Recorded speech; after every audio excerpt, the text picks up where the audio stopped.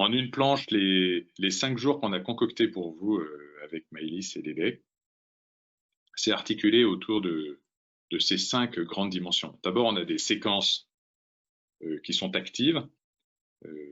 C'est un peu moins descendant que ce qu'on peut faire dans un webinaire comme ça. Hein. Il y a des exercices, il y a plein de travaux en groupe, etc. Et on suit les grandes étapes de ce qu'on a vu. Un, s'imprégner des enjeux, des acteurs, des règles de la RSE, connaître son terrain de jeu. 2, c'est comment on fait son diagnostic. Là, vous aurez des outils, des exemples, des cas. Revisiter sa stratégie en conséquence, c'est se fixer son cap, et puis ensuite se dire, maintenant on y va, comment on fait? Donc là, nous irons assez loin là-dessus. Les intervenants sont variés, parce que c'est un sujet qui mérite d'avoir des points de vue différents. C'est des gens expérimentés, tous passionnés par le sujet, et totalement complémentaires. Vous avez Hélène Telon, que je vais présenter. C'est une des grandes expertes françaises de l'analyse de cycle de vie, le bilan carbone, etc. Elle a beaucoup de science là-dessus. Elle vous parlera aussi des aspects sociaux, mais sa spécialité est plutôt la partie environnementale.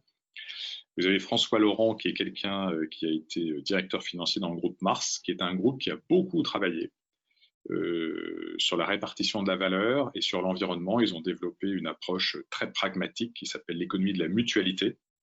Et en tant que directeur financier, il sait très bien faire le lien entre tout ce qu'on vient de dire et les vrais chiffres de l'entreprise. Donc là, c'est des clés de réflexion et d'action très, très riches.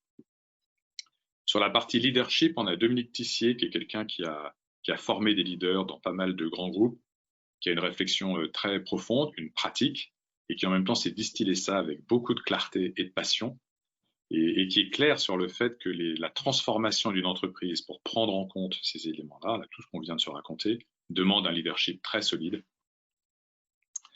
Ça, on pourrait travailler avec lui. Et puis Fanny Picard est une spécialiste de la RSE et de la partie mise en œuvre. Elle vous racontera, elle vous guidera, elle travaillera avec vous sur comment on embarque les parties prenantes, les employés, etc. Nous avons des témoignages. Hein. L'idée de cette semaine, c'est un travail entre pairs, sans langue de bois. Donc, on se dit les choses et vous aurez des témoignages d'entités de taille complètement différentes. Ça va de la PME de 50 personnes au grand groupe de plus de 100 000 en passant par l'ETI de quelques milliers. Là, vous aurez des gens qui viendront partager avec vous ce qu'ils ont fait, ce qui a raté et ce qui a réussi, hein, puisque s'il n'y a pas de langue de bois, on doit aussi parler de ses échecs, c'est souvent là où on apprend le plus. On ira voir également, exploration terrain, on ira voir des gens qui font des choses formidables en matière d'innovation sociale et des pionniers RSE et développement durable. Pareil, ils nous raconteront ce qu'ils font, les résultats qu'ils ont, ce qui n'a pas marché, ce qu'ils ont tiré comme enseignement et quelques recommandations qu'ils peuvent faire.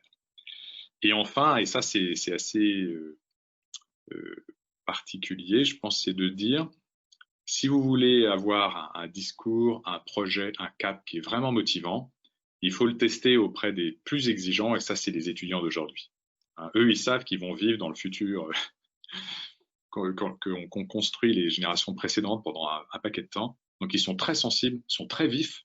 Et là, l'idée, c'est de se confronter à cette population-là dans une logique constructive. Donc, ils vous feront des retours, ils vous poseront plein de questions, et puis ils bosseront avec vous pour faire un truc vraiment sain, solide, motivant.